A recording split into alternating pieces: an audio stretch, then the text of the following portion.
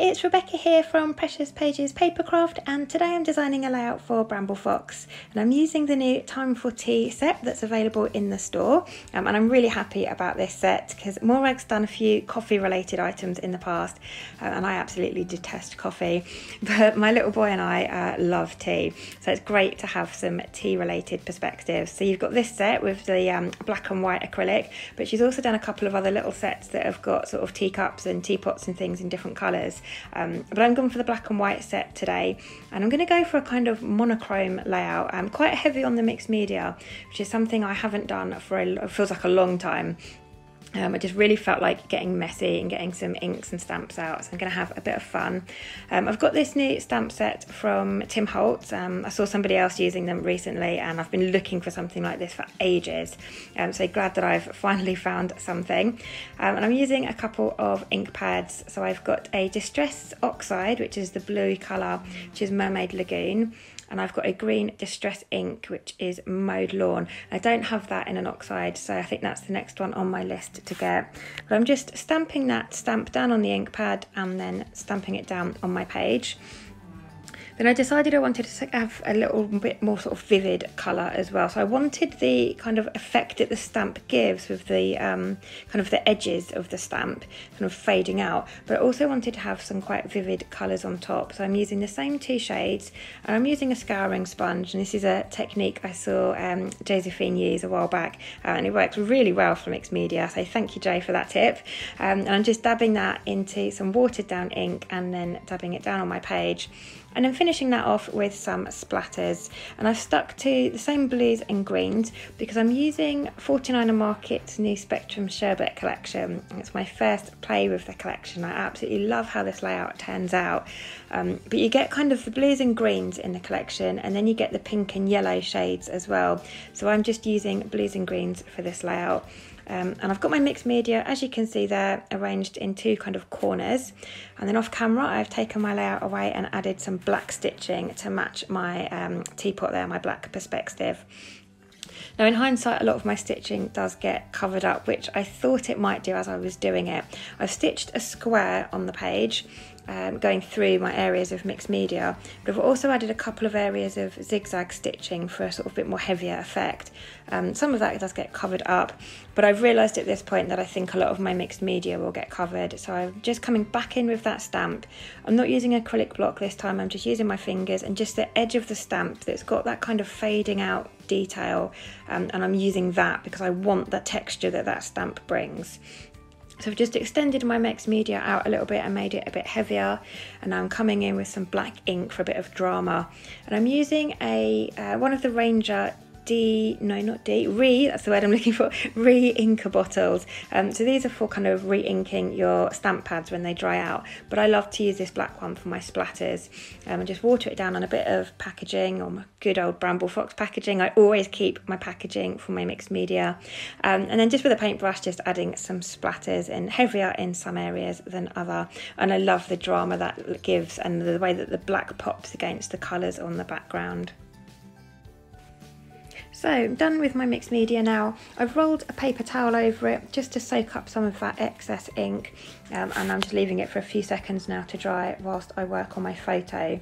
And I've gone for a black and white photo today, just in keeping with that monochrome theme. I didn't want to introduce any more colours, and the background of my photo had like the wooden fireplace and cream of my walls and silver mirror in the background. I didn't want any of that, so I've gone for black and white, and I've cut it slightly smaller than 3x4, just because 3x4 was a bit big on this page. I've only got that kind of internal square area where I've done my stitching to work with, so I needed a slightly smaller photo. I have my photo down on the bottom left there, and I'm just now flicking through the bits and pieces I've got from Spectrum Sherbet just to see what I can use. I want to use little things and lots of them in this, so I'm just going through the I can't remember what it's called. Oh, there's two different shades in this collection. You get I think the pink and yellow side of things are called like Pink Lemonade or something. And then I've got the blue and green stuff. It's probably called like blue lemonade or something. I can't remember. But I'm going through the blue and green die cut pack, seeing what I've got. So I've pulled out a little viewfinder there and I've cut that in half. I've got a couple of frames and tickets and tags and things. There's some circular bits I'm going to bring in as well. Just lots of little things to cluster. I've also got the die cut leaves and florals, so I'm bringing loads of those in.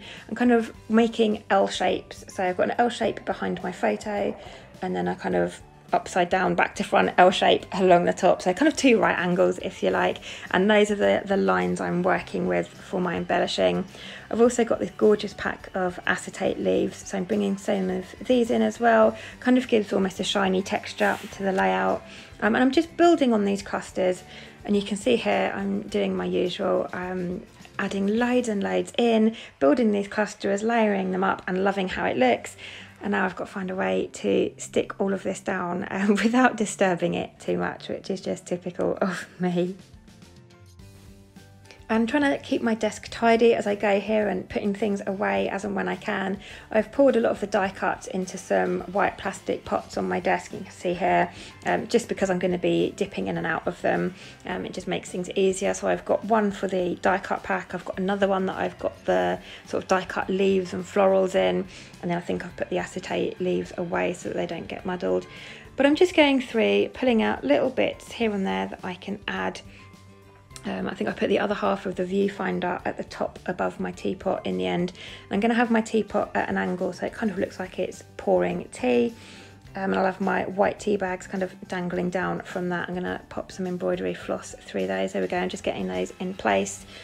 So yeah, just lots of little things. I've got a label that says filled with joy that I'm going to put underneath my tea bag, and then I've got teapot rather, and then I've got another one that says today that I've got underneath my photo, just because that area was looking a little bit bare. I wanted something under there. I didn't necessarily want any more leaves or florals, so that kind of fishtail tab there that says today was perfect.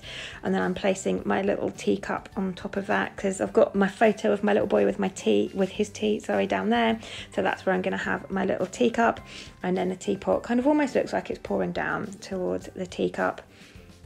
And I've gone for a kind of aquamarine embroidery floss that I've threaded through my tea bags, and they're perfect because they've got a little slot at the top there for you to add either like twine or embroidery floss or cotton, whatever you're going with, ribbon even, and they've got a little slit at the top cut out, so it's perfect for you to add something through there. And now I'm just going to work my way around. I'll probably fast forward through this because it's going to take ages, but I'm just using wet glue for the acetate leaves and then foam pads just for everything else, just to bring in a little bit of dimension and build up the layers and clustering.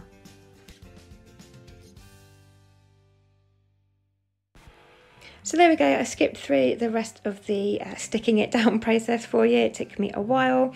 And I'm just trimming off the top of that embroidery thread, so the ends are kind of like nestled either underneath my teapot or in amongst a cluster now, so you can't really see the ends, so that worked out well. I've added a couple of butterflies as well, and now I'm just going to finish off with a few more splatters. As predicted, I've covered a lot of my mixed media and stitching up, so I just want to extend that mixed media a little bit more by adding in some more splatters, and it gives a bit more drama as well. And just that corner area there by my photo, I didn't really have anything, so just adding in some splatters there. And again, using that black re-inker, the Mermaid Lagoon Distress Oxide and Mode Lawn Distress Ink, and just watering them down there, covering my photo just with my foam pads as I go because I don't want big black splatters on my little boy's face. And that is me done. And I really love how this one turned out. Like I said, it's been a long time since I got quite messy with mixed media. It feels like forever since I've done any mixed media really. Especially wet mixed media, so I really enjoyed this one, and that collection from 49 Market is just gorgeous as well, so I had a lot of fun at playing with that. And I love the monochrome look on the layout. That black teapot and teacup just really stand out amongst the sort of the turquoises and the blues and greens, so really love how this one turned out, and I hope it's given you some inspiration. Like I said, there's a couple of other tea sets appearing in the shop as well, so for those of you like me who detest coffee, finally we have some tea perspex festive, so really excited for that. But thank you very much for joining me. I hope you've enjoyed it and got some inspiration from it. I'll pop some links down as always in the description box to our Bramble Fox box subscription page, also to the store, and also to our Bramble Fox Friends Facebook group. So if you're not already a member, do head on over and join. So I'll leave you with the last few close-ups and I'll see you next time. Thanks again. Bye.